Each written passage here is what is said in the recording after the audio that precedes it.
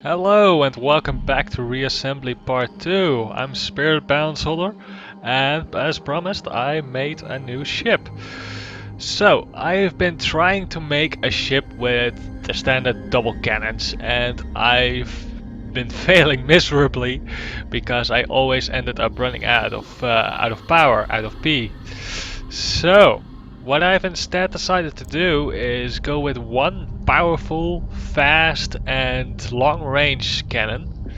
I've tested it already, it works quite alright, it's quite powerful. And to support that I've added a few defense lasers. Now by themselves they don't do a whole lot of damage, but if a small ship comes close or rockets or missiles enter into the range, well, those will probably be quickly shut down by these defense lasers. I've also added a few solar arrays. These will slowly, bit by bit, generate R resources, as well as being able to store them, because that's also something I ran into. We really hadn't got a lot of capacity for resources, and now we're up to 800, so that's alright for now. We added double thrusters in the back, and in general made it, I'd say, rather shapely. I, however, don't have a name yet. I will be thinking about that one, but as of right now, I really don't have any idea for it. So if you feel like naming it, feel free to give me suggestions. But regardless, let's start the game again. Yes. Alright. Now, this is probably not going to do yet for the whole ship. We want to go up to all the way to 8000 P eventually. That is going to be our goal. There you go. There you see. It is quite powerful, but not always the easiest to hit with. So, gotta be careful. But we can use it, well, pretty much indefinitely, thanks to rather balanced power, I'd say so. So, basically everything that comes into our beam is quickly eradicated. And that's exactly what you like to see with the Tinkrell. The Tinkrell is all about a big front-mounted cannon that just chews away everything that gets hit by it. There. The little cargo ships, the farmers. That's the faction we're destroying now. They're called the farmers because they actually rely rather heavily on the plant life. Really unique way of progressing they use. Ooh. Well, as you can see now, we have some resources lying around, but we can't pick up anymore because we're at capacity. So there happens to be a station nearby. If you look over at the map, here's where we are, and here's a station. Hope you can see that all right. So let's fly over to there and try to liberate that station. Then we'll be able to both drop off some resources and we get some additional credits. So I think I'll be doing every episode with just one ship, and every episode I'll start with a new design. And eventually we'll build up a real fleet that way. We'll basically build up phases and ideas that I come up with and make that into a fleet, because that's the thing with reassembly, you know? You've got a whole faction. You are not just one ship, but in theory you are also controlling the entire faction. Because if you go over and press 3 on the keyboard, you can see this menu. And these ships will be spawned by the factories on these stations. You can also make a factory ship yourself, and that will actually allow you to spawn in ships yourself. That will also mean that you can use your resources, your R, for making those ships instead of dropping them off at some station. But that's still a little bit in the future. For now, we just have to collect the resources and drop them off. But yeah, just so to have that said. So, without further ado, we now have collected quite a bit of credits again. So, basically, what we do is we continue growing. And I will save a copy of this ship So we might actually come across one of my own copies, one of my twins, if it so happens to be that one of those stations spawns one for us. You can motivate them, so to speak, by giving them the resources required, but it's not always. It's still pretty much random, unless you actually start to control them yourself. You can also assign yourself what kind of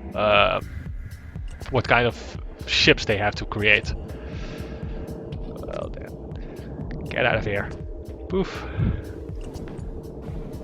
There's another station. Just have to clear out these defenders. And then we'll be able to liberate it. That's also a little nasty trick that the farmer faction uses. Actually, three or four of the factions available use turret emplacements. And you'll see those turret emplacements around stations of their own, but also around the stations you want to activate. They actually start guarding those points. So you might actually be confronted with rather nasty situations because of that, because the farmer has some really tough turret ships. There's the lasers actually do quite a bit of damage. At least to the small ships. The bigger ships don't really... You really have to get a whole bunch of them if you want to be effective, but if it's just small ships, then you can pretty well destroy them. And ships that are of our size currently are easy to destroy thanks to our big cannon on the front. So, let's head over. We now have taken over 4 stations. We have quite a bit of credits. That means that next episode our ship will be quite a bit more advanced. But for now, well, let's go ahead and explore actually. We actually know that there are a few stations nearby that we could use, but we also have quite a bit of credits. So let's go around and explore a bit. Now, exploring a bit doesn't do very much in the sense of being able to find stuff that's really interesting, but you will be able to find some additional stations that we might be able to liberate on the way, and you will explore the map. Exploring the map will basically just give you information about which factions are where, so you will know when you need to be on your toes. Because if you start off and you go to the certain factions, the crystalline faction for example, those really are quite powerful, especially early game. You really want to avoid them until you have quite a strong ship or an efficient fleet. And fleets obviously aren't relevant yet. Come on. There you go. Ship is nice and maneuverable, so most of the time we should be alright actually with being able to survive out here, unless if they come with like 5 of them.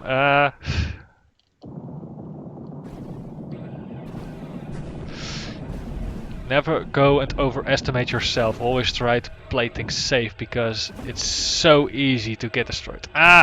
We run out of energy. Now, usually we would be able to fire the ship.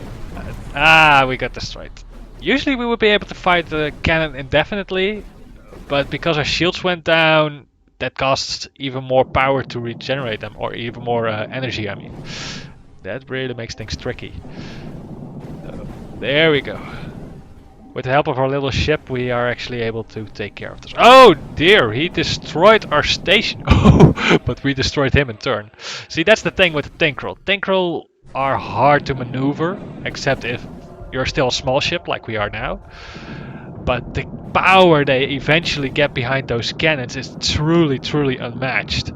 You will be able to chew through pretty much everything, including the asteroids and such, which usually take a real long time.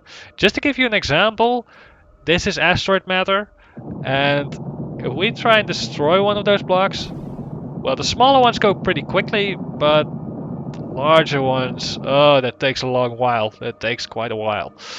But later, we'll be able to just give them a whiplash, so to speak, just strafe along, and massive amounts of damage will incur. So,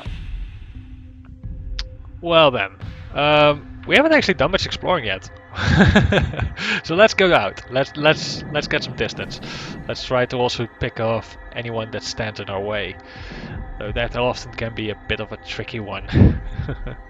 Where are we on the map? Let's see that first actually before we decide where to go.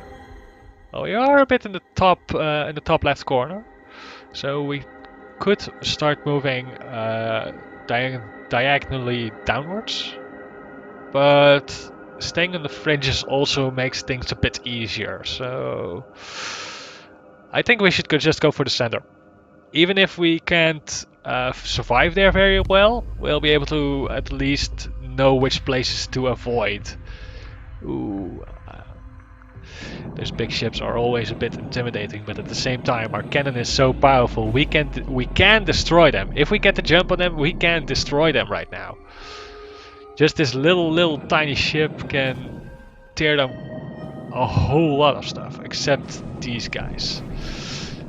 Well, of course, this little guy, of course, is not the biggest trouble, but I know which faction they belong to. And it's not a playable faction, it's actually the nastiest one in the entire game. Everybody who's played Reassembly will know which faction I mean. The one that is just a mess to clean up. Here you go. This is what I'm talking about. This are the spiky plants. Not a very original name, but oh lord, will you get destroyed quickly if you are not prepared, like we are now. And this is what causes the most amount of slowdowns in the game. And this is also why I want these defense lasers. As you can see, they actually take a whole load off of our shields, because they are able to destroy the missiles before they impact on us. So if you have a whole bunch of them, that's, oh lord, going to help you significantly. I hope we can, yes, we can get into distance. There we go. We have escaped. Aha. Now. But this is a whole mess you don't want to deal with until you're way later. Especially as a Tinkrell, you're going to need to be creative with how to clean up the spiky plants. Some factions, like the farmer faction, use lasers a whole lot, and lasers are very effective. But being Tinkrell, that might become an issue, because our lasers are quite weak. And oh lord. And our primary weapons are basically the big cannons, the big plasma cannons, so we have to be careful with that. This red faction, orangey faction obviously, actually is called the Red. I know, really original name, but they are a playable faction in fact, and they, oh gosh, they are a hard mode faction. They are actually quite, ouch, they are quite complex to play. They have very unique blocks that build up their ships. We were placed all the way back, of course. And here we are. That's a shame. Get out of here! We don't want you!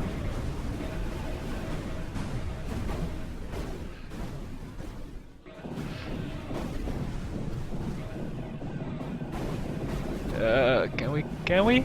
Will we make that? Yep. There we go. So many rockets, so many missiles, and that's all from the spiky plants. Constant bombardment is the name of the game. So, drop off these resources. That's the reason why your system will slow down. Even in these, even when you're running quite a PvPC, it's quite probable that you will be slowing down simply because of the spiky plants. They are a real bugger. But there are also mods that will reduce them, but I felt, up to this point at least, that they are manageable. So I've decided to not install that mod yet. And I would also think that it would detract a bit, especially when making a Let's Play. So, can we destroy you? Oh, there we go! The big research. Hey! He stole he stole our resources. He stole our resources. No. Oh gosh, and he might actually kill us too if we are not careful. Because we're out of energy. But our station luckily does a lot to help us. That's the thing. If you're ever in trouble, just head over to the nearest station and you're quite probably able to regenerate. There we go, 505. And they actually stole some of of my bounty, but it's alright, it's my team. In the end, our faction will become stronger. And because of that, our influence will also grow. Because the more resources you collect, or your faction collects, the more will be dropped off at stations and other ships that can make units.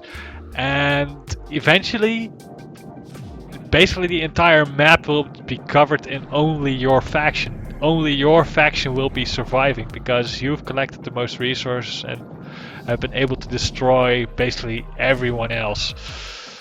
But that's a long, long way from this point. This is just the early start.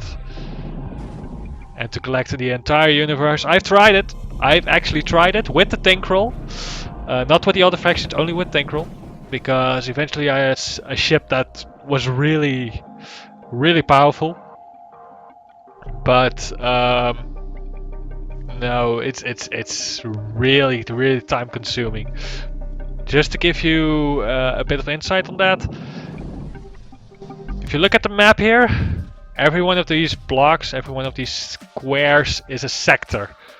And every sector is pretty big actually. If you've been watching the map a bit during this playthrough, you've seen how quickly, or rather how slowly we pass from one sector to another, how slowly we move across the map. Now, this entire field, this entire 49 by 49 field of sectors would all have to be in your color. Those are marked on the map as well. And if you build up a strong influence in a sector, that sector will be nominated towards your faction. And that will make it a safe haven to an extent. But enemy factions can come back and you'll end up just having to destroy them again. Especially the spiky plants, who don't just need ships to infect further and further. They actually can rely on the seeds of plants that you might see floating around occasionally to further themselves, and that makes them very, very annoying. Those really are able to cause big troubles when they are allowed to go unchecked. Luckily, if you actually have an influence that's around them, a constant influence, which usually is the case with fields you've truly captured, with places that the other factions have captured, usually they won't expand too much. But if you start trying to threaten them, they will try to reproduce even faster, and it will just become a mess. It will become a mess. There you go. That's what I mean. That's the Tinkrell power in action. Let's get out of here because I don't feel comfortable. Spiky plants, why do you slow me down so much? A station. It's actually not just the spiky plants currently that are slowing this down, but also the station, who basically just is pumping out tons and tons of drones. As you can see here, they're just these little tiny thingies, little tiny missiles actually. They just have a turret and a thruster, and they just cause havoc if you have big amounts of them. Very, very tiny cannon, but a mass, they just shoot through everything. And I've used that tactic myself a few times, and it's very cool to see, especially if you have the colors to suit it. But it also is very messy. You have very little influence over the fight yourself. All you can do really is just avoid the enemy and bump up more drones and more drones who will do the fighting for you. Haha, we've taken down his thrusters. But he is chewing through our shields also quite quickly, so we have to be careful. If we can take it down, it'll be the second one. There we go! If you shut down their core, they just die. They're gone. Done. It's all over. And that's the same what counts for us.